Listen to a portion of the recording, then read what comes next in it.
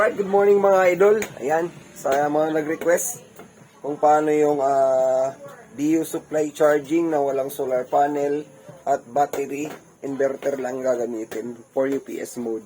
So yung mga idol, papaliwanag ko sa inyo kung paano siya papaganahin. Ayan. Ito yung setup natin mga idol, no? Ito. So yung, sa mga nagsasabi at sa gustong matuto kung paano siya paganahin na solar inverter at battery, tapos DU charging siya mga idol. Ito yan. Rotate natin yung camera natin mga idol. Ayan, ganito mga idol ay tuturo ko sa inyo kung paano. Ayan. Ito sa gusto lang naman ng setup na wala pang solar charger, no? Ayan mga idol. Ito yung setup ng battery natin. 200 AH parallel mga idol sa ating Samdon hybrid inverter. Ganito lang gagawin, no? Ayan. Ayan, sa gustong matuto. Ayan, ito ang setup natin. Sa parameters mga idol, puntahan natin yung settings niya. Ganito yan magsisimula. Pinutin natin itong function, long press, mga 10 seconds. 1, 2, 3, 4, 5. Kaya pa rin? Yan. Mabas na. Ganito ang mangyayari. So, dapat ganyan yan siya mga idol. Tuturo ko kayo paano. Eto. So, dyan siya magsisimula sa E03.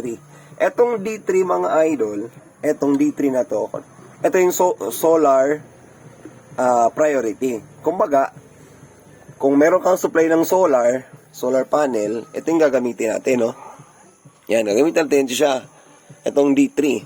Naman, kung wala kayong solar panel at gusto niyo nang gawin kasi wala pa kayo pangbili ng solar panel and tawag dito, kung naka-hybrid kayo pero wala pa yung solar panel, ganito mo lang gagawin, no? At ganito siyang gagawin. Etong A0 na yan, click nyo yung function. Iset nyo yan sa bumalik ka lang. Yan. So, dapat ganyan. Pinutin nyo yung function,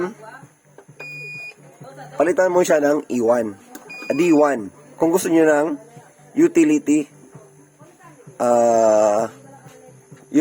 kung naka-utility mode kayo, kung gusto nyo utility mode. Kung solar mode naman, solar panel mode, yung D3. Ayan. Since sa akin, may solar panel ako, ganyan ginawa ko, no? D3. So, set natin yan. Ngayon, next ating gagawin, ganito ang mangyayari, no? Ganito ang mangyayari. Kung wala kayong solar panel at gusto nyo mo lang i-charge sa DU, ang itong battery ninyo, ayan, kukuha kayo ng supply sa kuryente ninyo, ganito ang mangyayari. Itong setup ko mga idol, medyo magulo, pero alam ko maintindihan ninyo. Ganito yan ang mangyayari. Eto, mapakita ko sa inyo. Meron akong breaker dito, isa. Etong breaker na to is yung sinasabi natin na maraming mangbabash kasi alam ko naman. Eto, supposed to be DC. Ito siya, no? DC na breaker. Yun. Pero ginamit ko siyang breaker for solar charging. Ganito kasi mangyayari. Ayan. Lahat ng connection ko, itong blue na kulay na to, ayan, naka-connect yan doon sa meter ko sa labas, no? At itong connection tong dalawa na to, pupunta sa breaker. Since wala akong AC breaker, ganito ko ng DC breaker. Ang purpose ng DC breaker na to, hindi to siya parang automatic cut-off. Manual cut-off yan siya mga idol. Kung mapapansin nyo, yan, nag-charge yan sa solar. Yan, no? Pero since ito naka-connect doon sa meter ko, positive and negative, kapag i-on ko to siya, pansin nyo na, yan, pansin nyo yan. Yan, naka-solar charging yan. Pero, halimbawa, walang solar charging. Yan. Kung walang solar charging, patayin ko yung solar ko mga idol ito. Yan, i-off ko yan. Yan, ka-off yan. Ibig sabihin, walang solar, yan. Mag-off yan, sir. Tinuha natin. Kasi mag-off yan siya. O yan, wala na siyang solar charging, no? Kumbaga, wala kang solar panel kasi ito yung nakita ko sa isang post. Paano do gamitin yung hybrid inverter na Samdon, battery, DU, charging. Ganito. So, yun mangyayari, kung napapansin natin, ito, sa ilalim, meron din siyang AC dyan na connection, AC input, di ba? Meron yung AC input, yung color blue, kita nyo naman yun, klaro-klaro yan, no? AC input yan. So, ngayon, paano natin papaganahin? So, yung dulo nito, yung dulo ng dalawan nito, positive and negative, yan, line 1 and line 2 yan mga idol. Actually, line 1 and line 2. Kung mapapansin mo dito, positive and negative. Ganun na yun siya, ha? Ang nakalagay dito is line 1 and neutral. Yan. Line 1 and neutral, yan siya mga idol. AC input. So ngayon, kung mapapansin niyo sa amin dito sa bahay, ayan. Dito ako kumuha. Yan. So papunta yan sa loob mga idol. So ngayon, tingnan natin. 'Di ba? No? Ito yung ginawa ko. Ayan. Para mag-charge sa mga idol, gagawin ko, ito baliktad to, no? Pero nakabaliktad yan. Hindi ko na kasi napansin yan ng paglagay. Pero wala namang problema yan, no? Palagay natin, kapag i-on ko yan siya, ibababa ko yan, automatic magka-charge yan. Ganito. Tignan mo. Magcha-charge yan siya. So, on ko na yan. May delay lang yan siya mga ilang segundo or around a minute. Tingnan natin. Yun. Etong nakikita nyo mga idol, charging yan. Kaso, ang problema dito, kung wala kang solar panel, medyo malaki yung kain yan. Bakit? Kasi, si AC magsusupply sa battery, yan, mag-charge siya sa battery. Tapos, ang AC na to, magsusupply sa buong bahay. Kung baga ang mangyayari, nag-charge siya ng battery mo, nagsusupply siya ng DIO. What if nag-blackout? Ano mangyayari? Siyempre, kapag mag-blackout yan, automatic off yan. Pero, walang problema sa bahay nyo. Hindi mawawala yung connection nyo, walang kasi ATS automatic yan, no? Automatic transfer switch. So, kung may buhay kang gamit, tapos naka-AC mode ka, charging and AC supply, pagbalik mo sa UPS mode, walang mangyayari. Kung baka automatic ATS yan. Ito yung sa sinasabi ko na gusto nyong gumamit without ATS na external. Pero naman kung gusto nyo mag-ATS na external, mas maganda yon. Ibang setup, ibang pamamaraan na rin yon. Ganun yung mangyayari. So yun, kung ito napapansin nyo, ito yung load ko na, no? Galing dito sa AC, output, ito sa load, lahat, nakakonect yan. Hindi ko na nilagyan pa ng junction, hindi ko na siya ng junction, mas siyempre, kinulang rin sa budget, and sa bahay lang naman to. So far, yung maraming nagsasabi na delikado, yes, alam ko naman. Pero hindi yan delikado mga idol, no? Kasi naka-tape naman yan, and TTHN number 12 yung gamit natin. So, walang problema yung mga idol. Ayan, no? Ang ganito mangyayari, no? So, sigurado, di ba? Kitang-kita nyo naman, no? Ito lang naman ang setup na to sa mga walang solar panel. So, ngayon, i-on ko na yung solar panel, mga idol. Ito. Ay, wait lang. Teka pa, ituturo ko pala yung parameters kung paano mag-set up ng automatic charging. No? Kasi ganito mangyayari. Meron tayong 13.1 ngayon. Yan, off mo natin yung solar, no? Na 13.1 tayo.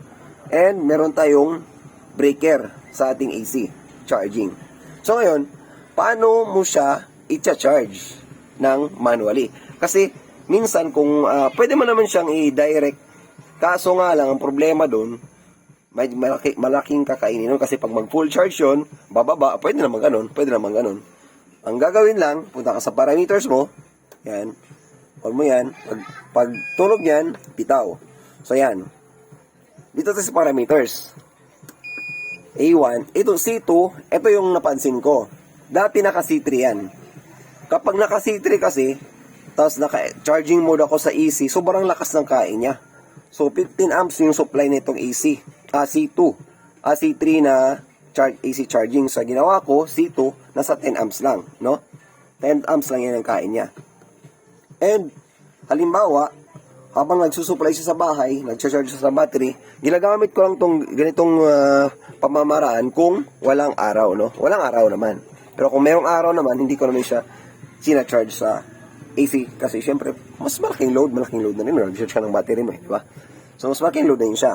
Ngayon, puntahan natin yung LVD ko. Yan. Sa LVD natin, ito yung LVD ko, 10.5. Kung tutusin, mababa na, sobrang baba niya, kala sa 11. Pero, tested ko na yan. Hindi naman nagkakaproblema yung battery, hindi rin namamatay. Yan, walang problema dyan mga idol. Yan. 14.3. Ito, sinet ko siya sa 14.3 Ayan, ito. A6.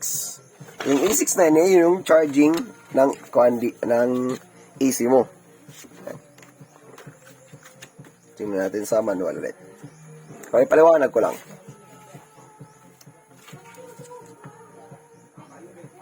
Ayun na, ito na yun siya.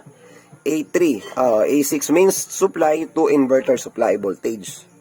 A6 is a voltage point to inverter switch from utility supply to battery supply under D3 mode. When battery low voltage inverter will automatically switch to use utility supply. Ito yung sinasabi ko, no? Si A6 ang purpose niya is yung battery charging using utility. And this utility naman, magsusupply ng buong bahay.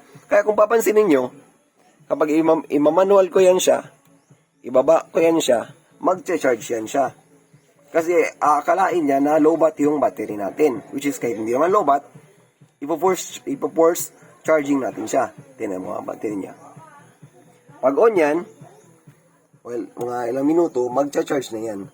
Pero, pag ma-reach na yung 14.3, automatic UPS mode yan.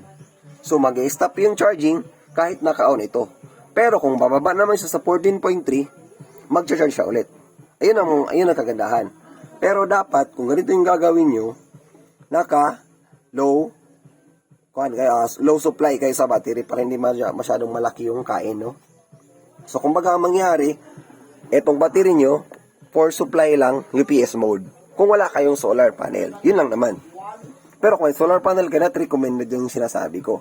Yung sa akin lang naman, ginagawa ko to siya kung makulimlim, maulan, at siguro pag natin 2 araw, maulan, walang choice para mag-charge, ganyan lang gagawin.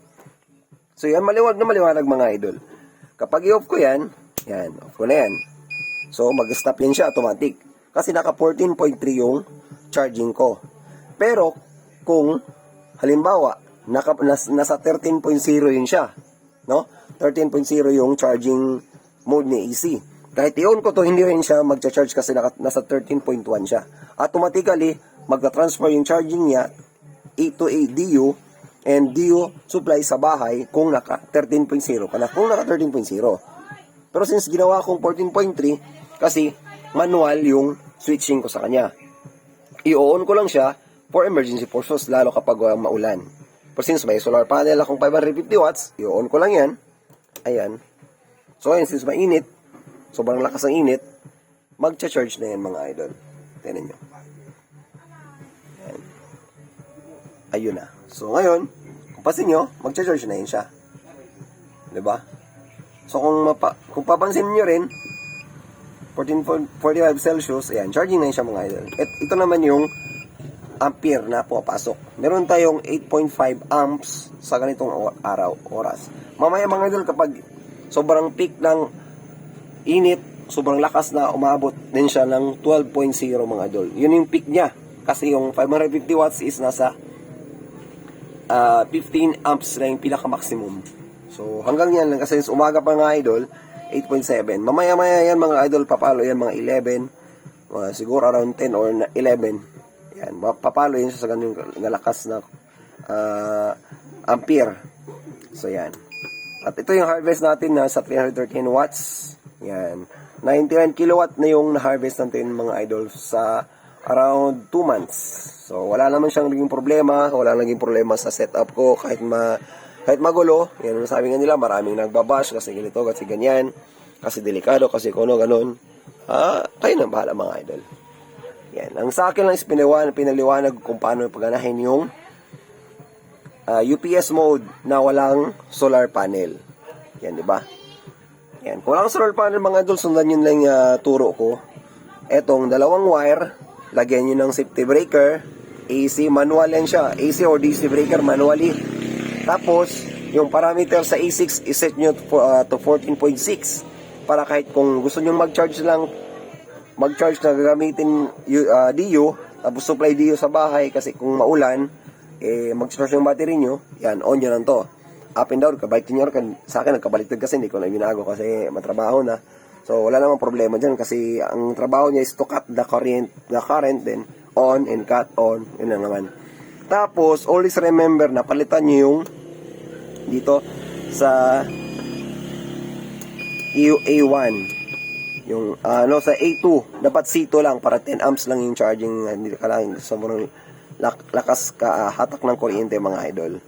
Kapag ma-full na siya, kung ramdam nyo na kung may solar panel guys, ramdam nyo may araw naman, pwede nyo nang i-off ito. Pwede nyo siyang i-off. Pero kung wala din, kung saan yung purpose is gagawin nyo lang back up ito, pagka halimbawa ma-full na yung battery nyo, switch nyo lang ulit to C1. Pwede nyo gawing C1. Yan. Pwede yan siya. Ibaba nyo lang sa C1 mga idol. Or C0, pag wala na. Pag C0, ibig sabihin wala na ng charging. Kumbaga, battery mode na siya. So, kapag C1 mo yan, C1 mo yan, 5 amps, ito 10 amps. Yan. Set lang siya 10 amps. Yan sa akin nakaset to 10 amps na mga idol, para hindi masyadong malakas yung kain. So, maliwanag, no? Ayan, A1. Teka lang ulit. Okay. Okay. O, A2, ito yung float natin. Full charge. Yan, full charge yan. Ito, 10.5 yung LBD natin. Yan. Kapag LBD natin, ibig sabihin yan, kapag malobat yung battery, automatic shutdown yan. And, halimbawa, na-shutdown na yan. Ito pala, kapag na-shutdown na yan, may DO naman, automatic on lang to. Pag buhay nyo yan, on nyo lang to. Mag-automatic charging na naman yan siya. So, yan lang mga idol na maliwanag sa mga hindi nakuha yung tinuro ko dito sa nitong kwan. Itong inverter natin mga idol sa Samdon hybrid 1 kilowatt mga idol. So, ayan, sa hindi man sa may mga nalito dyan, yan, try nyo akong kontakin, sasagutin ko yung mga gusto nyo malaman mga idol. No? Hanggang dito lang ating video mga idol. Salamat sa panonood.